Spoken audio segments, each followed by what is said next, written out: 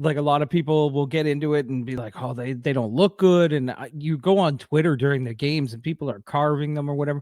But I mean, there's been years where they were like undefeated in the preseason, then couldn't win shit in the regular season. There's years where they don't win anything in the preseason. It doesn't matter until the regular season starts. No, but look, what you want to see is like what I'm looking for in these preseason games is not Matthews and Marner and all that. I'm looking at the other guys. yeah, same. I'm like, because those are the guys that are out there blocking shots. Those are the guys that are out there fighting and throwing hits and trying to make the team. Yep. That's what I'm watching. The Easton Cowans and those guys. Like, look, I just think that is that like he's got to be thinking to himself, like, come on, we haven't even played at one single regular season game. We haven't picked our team.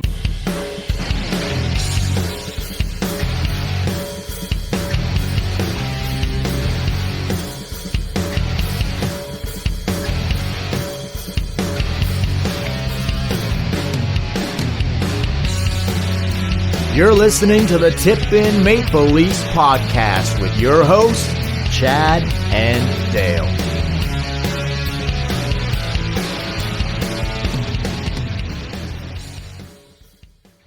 Hey, everybody. Welcome to episode 228 of the Tip In Maple Leafs podcast. I'm Chad. I'm Dale. Well, preseason is underway. We got a couple games under our belt. Mm-hmm. What are you thinking? Not the best, but let's go here. Let me. What are you thinking? Well, same. Here's what I'm thinking. Okay. Yeah, baby. This is absolutely this is a joke. Okay. This is a joke to me. The Craig Berube post game last night. We're recording this Wednesday night around 7:00, whatever time it is right now. Post game after the Leafs, whatever. Post game after the Leafs Sens game last night. Berube's doing the scrum. I'm sure you saw it. They didn't play that great in either game. 0-2 in the preseason. It's the preseason. They haven't played with the full squad yet. All this, but a female reporter. I was not aware who this lady is. Maybe she's a new beat reporter for the Leafs. Maybe she's a Sens reporter in Ottawa. I don't know who this chick is. She comes out and she says, "Chad, is it time to panic?" Legitimate question to the new coach. Is it time to panic? Is it time to panic? 2 fucking preseason games. He's like, we played 2 preseason games.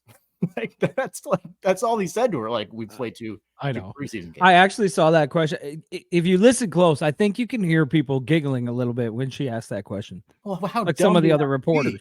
Like, are you new? Like, even if you're new, there's no excuse. Like, yeah, it really preseason means nothing. I know we get like a lot of people will get into it and be like, oh, they don't look good. And you go on Twitter during the games and people are carving them or whatever. But I mean, there's been years where they were like undefeated in the preseason, then couldn't win shit in the regular season. There's years where they don't win anything in the preseason. It doesn't matter until the regular season starts. No, but what you want to see is like what I'm looking for in these preseason games is not Matthews and Marner and all that. I'm looking at the other guys. Yeah, same. I'm like, because those are the guys that are out there blocking shots. Those are the guys that are out there fighting and throwing hits and trying to make the team. Yep. That's what I'm watching. The Easton Cowans and those guys. Like, look, I just think that is that he's got to be thinking to himself, like, come on, we haven't even played at one single regular season game. We haven't picked our team. Anyway, I just thought, like, I'm thinking, is this lady for real? Like, is this a joke? What is it's like going to a concert and you get there early and they're doing sound check and they play a song and you're like, is that it? Is there no encore? What's going on? Like, it's fucking preseason, man. We're just warming up. I know. But with that being said, I'm going to give some positives and some negatives of what I thought went down in the first 2 games here. But, the coach is saying some things, right? Like, he's really, even before they played the first game against Ottawa on Sunday, like, he's talking a lot about like work in progress and like a lot of work to do and like these kind of things, which is clearly, like, I know that is the case, but he really meant it with the on ice product that we saw in these last 2 games. He was like, he really meant those words. You know what I'm saying? They do have a lot of work to do. Would you not say? Yeah, they got a lot of work to do, but sloppy stuff, Chad. Sloppy stuff. But it's always sloppy in preseason. Yeah, but we talk about this every year. That first game was like another level in the first period. But why did he start so many stars in the first game? I have no idea. Well, he did say that, like, because new coach and new systems and all And that. it's at home, maybe? He just said, like, we only have 6 preseason games. He's like, I basically want to get at it. Okay. So, but then game 2, not so much. All those guys didn't even make But the that trip. game was in Ottawa. I feel like for the fans that buy the tickets, it's nice to see maybe a couple stars or whatever. But Yeah. usually in the very first preseason game, you don't see it. Yeah, you don't see that. No. And I mean, they were floating. They were floating bad, but it's preseason. That's what every fucking team, that's what all their stars do in the first game. Okay, so I got some positives and some negatives. Some things that happened in game 1, some things that happened in game 2. You want me to start with the positives and end with the negatives, or vice versa? You tell me. Let's start with the negatives so that we can end on a high note. You want to go 1-and-1 type thing, or you want to just all negatives and then all positives? Like a smooth stroke? What do you want to do? Like 1 positive, 1 negative, or just? Let's go all negative and then end positive. Okay, so negatives for me. First one. Game 1? No, this is not. It's just mixed. Okay, both games. Yep. Both games. Okay. Biggest negative so far for me. I didn't list them in order, so this actually isn't the biggest one. These are just the negatives that I have and the positives that I have. Easton Cowan, the way he looked through 2 games compared to how he looked last preseason. I don't know what's going on with this kid. Like, maybe what do you think the deal here is? Because right now it looks like he's not making this team unless he steps it up big time in the remaining preseason games. Like, that's not going to cut. Yeah. I think it's personally, I think it's a mix of 2 things. One, I think it's pressure. I think last year there was no pressure. You come into camp, you just play however he knew he was going back to junior at some point. This year there's a little more pressure to make the team at a camp. Also, I think the other team, like I think Ottawa is defending him a little harder this year. Because now you know who he is. Exactly. Now they know who he is. He's a name, right? But I would say most of it has to do with pressure. But you're right. He doesn't look like it. He looked really good in the rookie camp. He looked awesome in the rookie camp. Do you think part of these, like, I know it's a small sample size, it's just 2 games. He could kill it in the next 3 games, and then the narrative changes. But do you think Berube has put him in the best position to succeed here? He kind of buried on the 4th line, 3rd line. Yeah. Like, I guess that's where he's going to be if he makes it, because they're so top heavy. But if you really want to give this kid a chance to succeed, like, are you looking to see what he can do on the 3rd and 4th line? Because that's the only spot that's available for him. Or do you know what I mean? Do you think Berube maybe hasn't put him in the best spot to? Yeah, I don't see the harm in during a preseason game to play him higher in the lineup, give him some power play minutes, things like that. But at the same time, it shouldn't matter. Whatever you get, that's what you get. Oh, he was playing with Reeves and some nobody in the first game. What kind of offense are you going to create? Like, what are you going to? You kind of basically have to do. You have to do it on your own. Yeah, I don't know. Anyway, yeah, definitely he could. And again, it's preseason. No, we'll see. And I hope the kid has. There's 4 games to go. I hope he comes back and he's like, okay, didn't play well, but maybe he plays on a better line and he can step it up. Right now, not looking like the best for him. Another negative.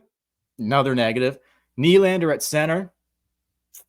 Didn't love it. Didn't love it in the first game. And it doesn't surprise me one bit because it just hasn't fucking worked. But they're going to continue to look at it and continue to look at it. It's a 20-game stretch into the regular season. How long before they're like, okay, no, can't do it? I think they're gonna give this a go. Oh, they're gonna give it a go. How long? I think it's gonna go into the regular season. It's probably gonna go 10, 20 games.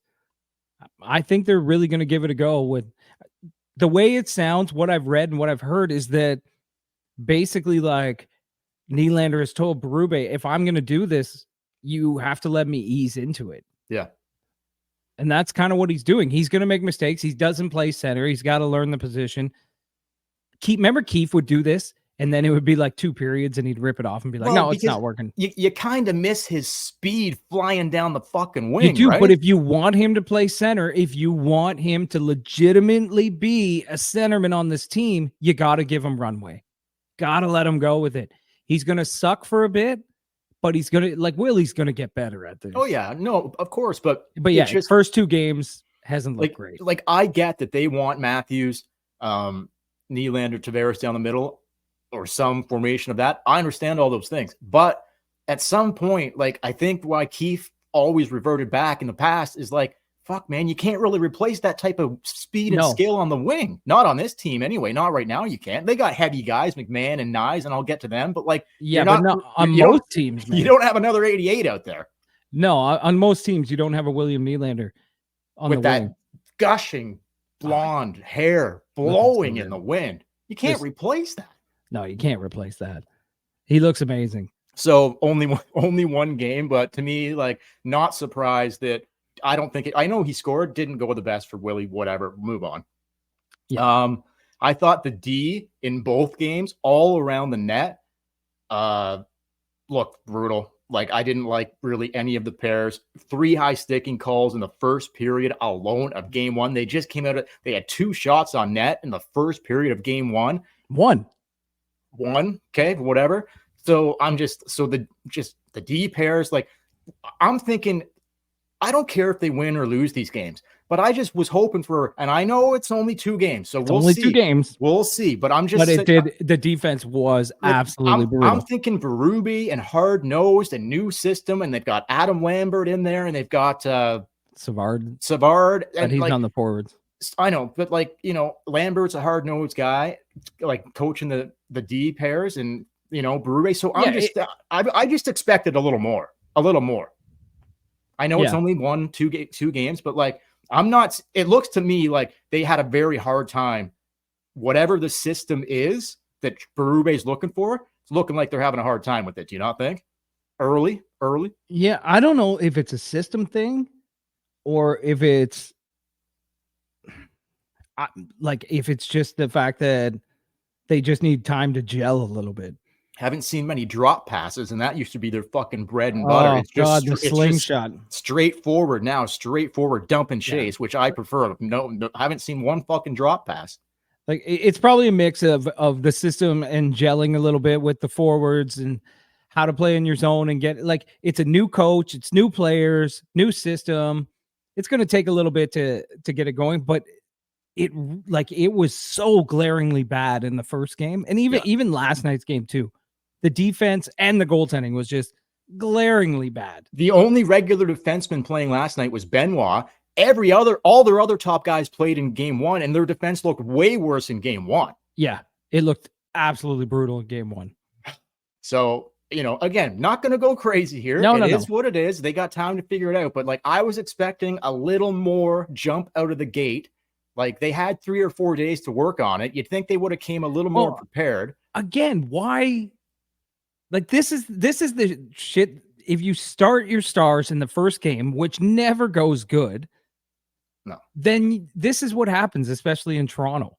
Like, the next day, everyone's ripping the defense and the forwards. I saw people clipping plays from that game being like, you see this, you can't do this in your own end. And I'm like, it's a fucking preseason game. But that's what happens. You're right. If you're going to play 5 of your 6 top defensemen and 5 of your stars in one game, wasn't a good look.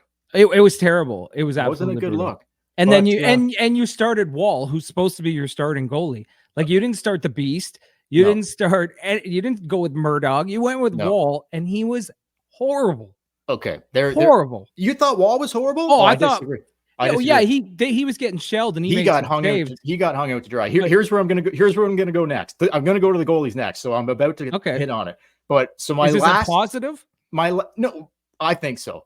Okay. Not many bright spots. Okay, not many bright spots. But this is my last negative. It was Murray. I thought out of the 3 goalies that played in the first 2 games, Murray by far was the worst goaltender by far. And I thought Woll outshot 15-2 in the first period, was pretty decent. Like, that game could have got, I don't think he was like killing it, but I thought was like keeping them in there, making saves. They could have been fucking getting creamed in the first period. So I thought Joseph Woll, for me, in that first game, I know they mounted a bit of a comeback, but I thought he was not a negative, but one of the bright spots, and Woll was better than Murray, but I'm not expecting anything from Matt Murray. He hasn't played in fucking 2 years. But yeah, I think I have the stats here. Murray gave up 3 goals on on 11 shots, I think. Yeah. 3 goals on 11 shots. Woll gave up 3 on 23. I know Woll got shelled a lot more, but he just didn't look good. Just had no help though. He had no help. That's fine. I don't think he would. No, I wasn't like, oh my God, like he's killing it. But I thought he held them in. Like, he held them in. I don't care. I don't care about Matt Murray, but I don't even care about Joseph Woll if he gives up 3, 4, 5 in a game like that. But again, I just didn't understand why you're going right out of the gate with all these guys. Like, throw the beast in there. Let him play in front of a fucking team like that. Okay, so I'm going to go to the positives here. So my first positive was I thought 3 out of the 4 goalies looked pretty good, especially last night. Stolarz, I thought, was very solid. I thought Hildeby came in and made a couple 10 bellers, and he looked fucking really good as well. You know who he reminds me of, looks-wise? The back of the hair, the way he is, and he's a Swede too, I believe. You know who he reminds me of? Who? Vasilevsky, a little bit. Oh, I think he like look-wise. Look-wise, yeah. Just play-wise too. Like he kind of... He's as big as that. I think he's a monster. I think he's 6'7". Oh, they call him the Beast.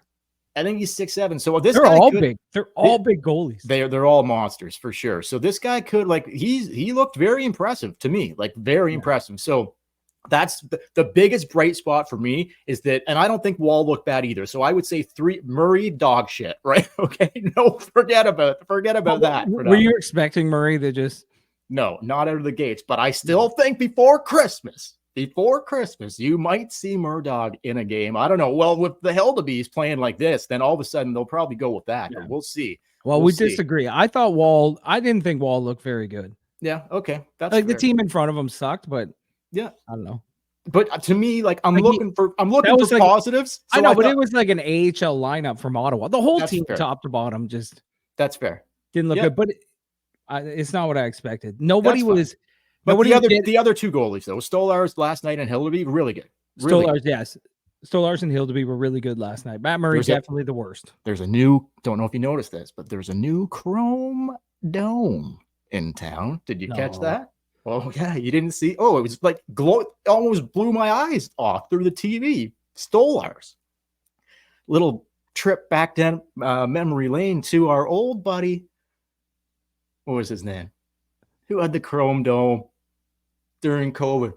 The Chrome Dome, God. The goalie mask. He's in Chicago now. Used to play in Detroit. Tip of my tongue. Oh my God, how can we not think of this? Everyone watching and listening is going to be yelling out the name Mrazek.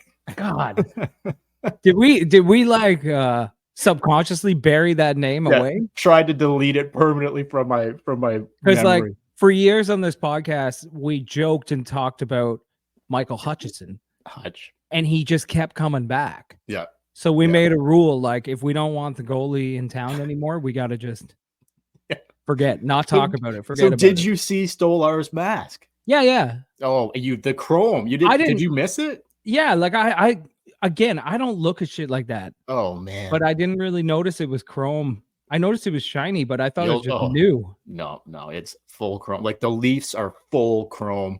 Crazy that he went that way, but he looked pretty good. So anyway, that's fine. We'll keep it trucking here. Another positive that I thought was in the first game, very surprised. They played Pacioretty up the lineup, or not third line, I guess, with Tavares. Actually, I was going to say up the lineup. It really wasn't, but he pops 2 goals. One of them is a soft goal. One of them was a tip in, which normally we would do a segment on that, but not in the preseason. Doesn't count. Got to cool your jets. But his first goal as a Leaf was a tip in. So Pacioretty, Chad, I would say, unless barring injury, I would say he made the team out of that 1 game audition. 2 I think he made the team before that. Well, but let me tell you this. Okay, game 1, preseason game against an Ottawa AHL lineup. Tavares and Pacioretty, they got it done. They look pretty good. But my God, are they slow? My God, are they slow? When the season actually kicks into high gear, I don't know how that's going to work. The 2 of them got to put a speedy winger on that other side. Something like they're both smart hockey players, of course. But like if you get stuck on the ice against Draisaitl and McDavid or McKinnon, they're going to blow right past those guys. Yep, you're 100% right. I mean, you get preseason against Ottawa's AHL team, yeah, fine. We'll see. No, I think you're 100% right Just there. playing them together on the same line is for me, I don't like it. There seemed to be a bit of chemistry there, though, so I think the coach will probably try it again. But you're right, the lack of speed. You're 100% right. Oh, hockey-wise and chemistry, they're great together. The lack of speed will bury them on several occasions. They get caught out. You're 100% right. They're not getting back into the play. They're both they're not fast anymore. They never were fast to begin with, but they're definitely not fast. 100% on that one. So I'll keep it going. But he looked good though, right? Like his first. He looked good. I said that before. I don't mind Pacioretty being on. No, and like a guy that like take the lack of speed aside, like obviously he doesn't have the wheels anymore, but a guy that can clearly still bury the puck if healthy. Yeah, he's and Jason Spezza all over again. If healthy is a big thing in this whole equation, if he can stay true healthy. With anybody at that age. No, but having that type of injury history, coming off a 2 torn Achilles, man, that's tough. That's tough, I know, right? So you can't overplay him. No, 100%. Okay, so I'm moving on. The first game, not so much. Kind of like, are we still negative here? No, we're all positive here. Okay, now good. For the rest going out here. Oh, right, yeah, we did the positives. Yep. Grebenkin, this kid, Russian kid. I didn't know much about this kid, if anything, really. Was not on my radar, but I heard Berube talking about him through camp early before they played games, and he's like, love this kid. I looked at it. I think he's a big kid. I don't have his stats in front of me, but I think he's like 210, 6'3", maybe something like that. Like he's a big kid, but maybe I'm wrong on that. But I think I'm close. Are you looking it up? Yeah, I'm going to pull up his stats. He is big. He is. Well, the NHL has him listed at 6'2", 183 pounds. No, I feel like he's bigger than that. The Leafs have him on their training camp roster. They have him listed as bigger than that. But anyway, whatever. Caught me by surprise. Like I think he's looked good as a rookie. He looked pretty good. Like here's another guy. Like he gets in a fight and then he's hyping up the crowd. You don't see that from that's a guy that's got some balls. Little cocky, I would say. I don't mind that. Personally. Adds a little flair, a little flair. But there's another guy, Grebenkin and Cowan.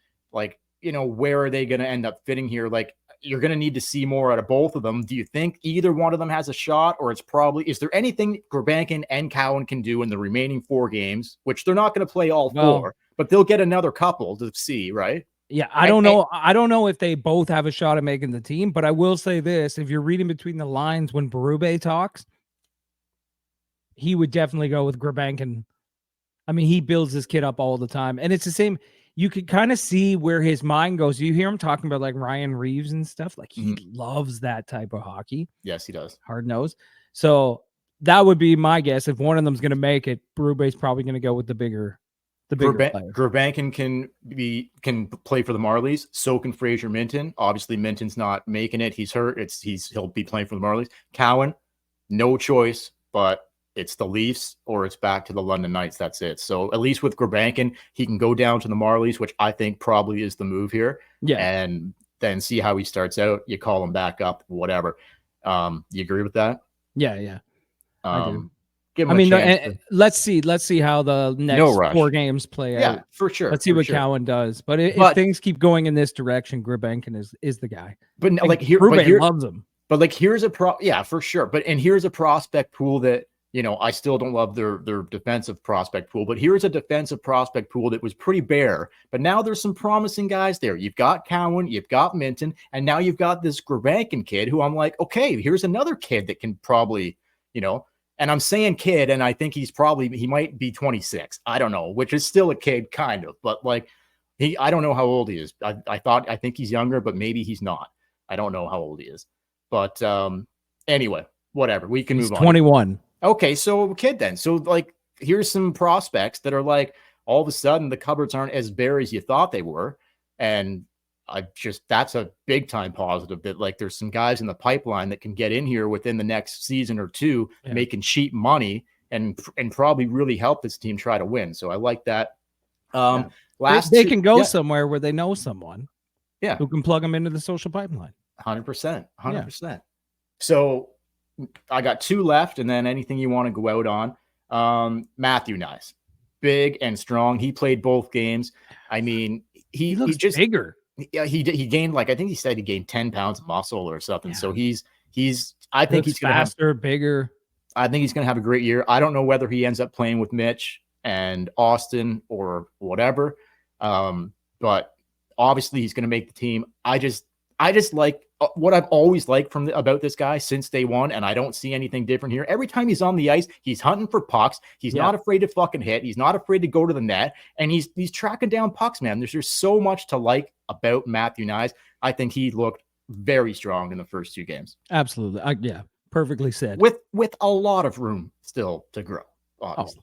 Obviously. He's just a pop, I think. And I saw some pics in the summer of him wheeling around somewhere in Europe, I think, with some absolute smoke shows. I don't know if you caught any of those online or not, but that's weird. Kid's doing well for himself. I'll tell you that much. That's weird. You wouldn't expect it. No, hockey but player. he does good considering he was born, without any talent or looks. Yep. He does well for himself. No, nothing I don't like about Matthew Knies. No. I think he's looked really good. And I guess I'd like to get your thoughts on this. Positive or negative? Robertson doesn't play game 1. He plays last night. I thought he looked decent at times, but kind of just What are your thoughts, Robertson? Did he do enough? That obviously he's going to need to do more than that. But how did he look to you? He looked the exact same that he kind of always looks. Like Matthew Knies, he looks bigger. He looks a little faster. He looks a little stronger. He looks like he's getting on the puck. Like when his timing's not there, you can tell with his passing and shooting. Robertson looks the same size, same speed, same skill. It's like he trained in the summer, but I don't know. He just looks the exact same to me. Yep. Like I wasn't like, whoa, Robertson looks ready to go. One game, right? One game though. One game, yeah. But that's just how it came across to me when you're looking at young guys. It's just how we say it's only been a couple games for Cowan, but he doesn't look as good as he did last year. Robertson looks kind of the same. He gets the puck, he flies sometimes, and then other times I'm like, what the hell are you doing? Yep. What the hell are you doing out there? Any other guy that you want to talk about or any other thing before? Like we can close it out on the Matthews injury, but is there anything else or the whatever was going on there? Left practice, but is there anything else you want to have you heard anything on that? They're saying it's nothing serious. That's all they keep saying, nothing serious. But he wasn't at practice today, so probably precautionary. I'm hoping that get in maybe the final preseason game and away you go. Like, I mean, they've got basically a week off after the final preseason game before opening night, so probably keep him out until but you know what? It's is it a show? Like he's got a history, shoulder, wrist, whatever, right? So he's got a history of upper body shit. So it's not great. It's not great. Or after the first game, the next practice, he gets something's wrong where he couldn't practice today. Don't love it. Yeah. But hopefully it's nothing serious. Yeah. And it's the Leafs. You're not going to get much, but just one player I wanted to touch on quickly before we go. Someone I know it's just one game and I know it's only preseason, but even last year I kind of like this guy, and it's Alex Steeves. I thought he looked decent last night. He got the goal. He got the only goal of the game. He's just kind of a guy though, is he not? Like, is he he's 24 and like he can score. I don't know. I feel like guys that he would be competing with would be guys like Cowan and Reeves. And he ain't making the team. He ain't making the team, but I don't know. He has played games before. Sneaky about that guy. He's played NHL games. He has made it into the lineup before. Yeah, he's been a pro for a few years now. But I'm like, I don't see it really. I just don't see it. You don't see him like making the team and doing anything. Really. But I just thought last night, I just thought he looked like one of the better players. Like I don't disagree with that, but when you look at the lineup and kind of like they didn't trade Camp, they didn't trade Yarncroc. He's day-to-day. Yarncroc, what a surprise. He basically missed Somebody's gotta go all of last season, but it could still be Robertson. Who knows? But I just don't see right now where Steeves would take somebody else's spot. I just don't see it, but maybe. You never know. He's big, he's strong. Did you see he's a centerman? Did you see Wendell Clark and Matt Sundin were at practice today? Yeah. Fucking Sundin. I forget how big he is, man. He was like not towering, but like Tree Living's a big, tall guy. Sundin stood like a good half like foot above him, and Mats when Mats went into the dressing room last year? He went into when they were in Sweden. Was that last year? I think so. Yeah. Yeah. He was he like some of those guys were had their skates on, and he was a good 3, 4, 5 inches bigger than some of the guys on the team, and he's in boots. He was doing an interview today saying, like, this is how crazy this whole thing is.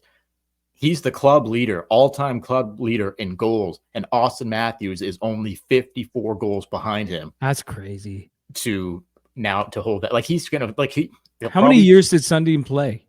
Oh fuck, like 13 for yeah, Louise. Long time. So Matthews he might beat that this year. Which would be he started in 2015. So he was drafted in he was drafted first overall in 2016. 2016. I think. McDavid in 2015, Matthews 2016. Right. But then he played that same 16, so this 17 would be like was his first season. Yeah. So like his 8th year. His 9th, I think it's his 9th year. 9th year. But anyway, but still, like multiple seasons ahead of Matt Sundin, you're gonna break his goal scoring record. Well, Matt's was a 30 to 40 guy, and Austin's he's never scored less than 40. Austin's a 40 to 69 guy. It's just it just shows you though, like Matt Sundin held that record. This fucking team is 100 years old. We've never had a legitimate goal scorer. No, it's crazy until Austin Matthews came around. It's crazy. That's awesome. It's crazy. Yeah, good to see Matt. It's good to see Wendell. Wendell looking good. He looked like he's enjoying a few pops on the weekends. Yep, 100%. Yeah. Yep. I remember getting drunk at a bar in our hometown with Wendell Clark one night. It was a hockey day in Canada. It was the next morning, and this guy's double fisting all night long.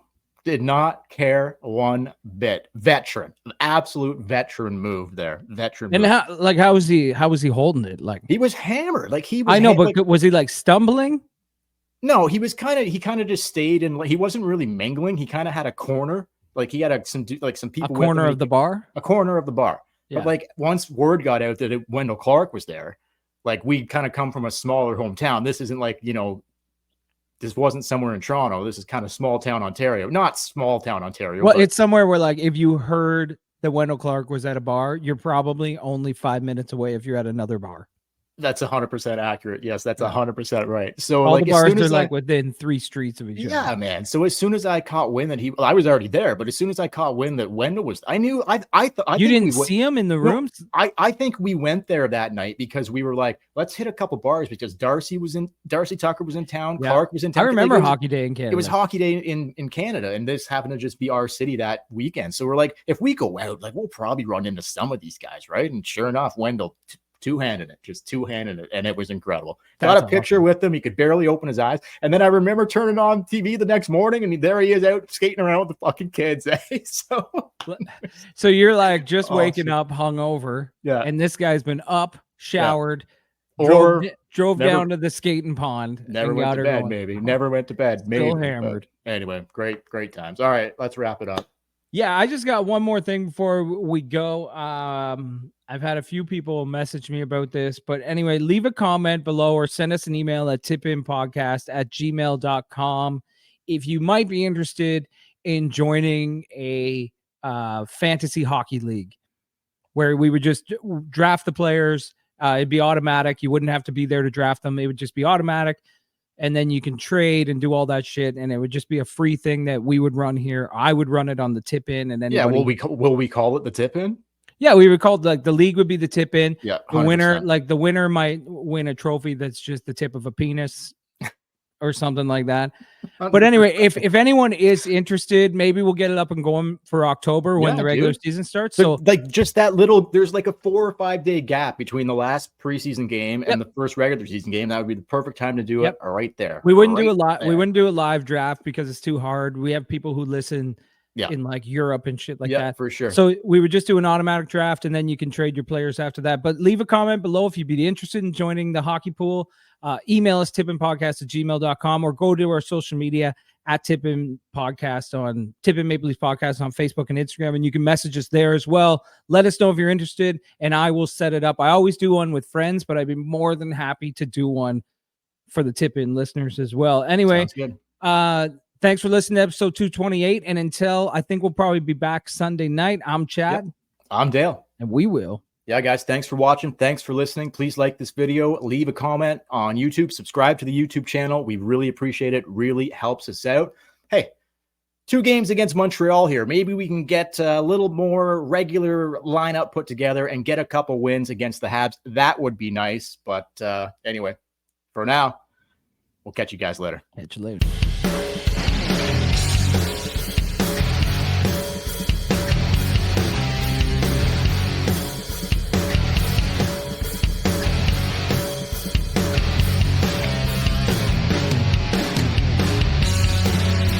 You're listening to the Tippin Maple Leafs podcast with your hosts, Chad and Dale.